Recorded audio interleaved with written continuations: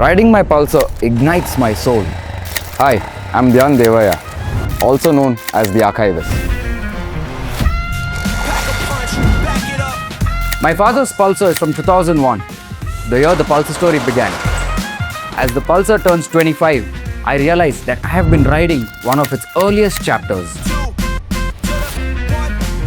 I saw the shape, the metal, the mechanicals, and I wanted to know more about it.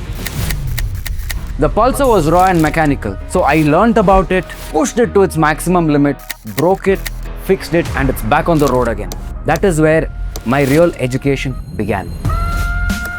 The Pulsar opened the door to everything mechanical and analog in my life, be it vinyl records, cassettes, watches, coins, you name it and I have it.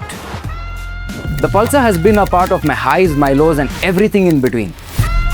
I still tune it to my taste, I still enjoy that raw power when I open the throttle. This is my Pulsar story. What's yours?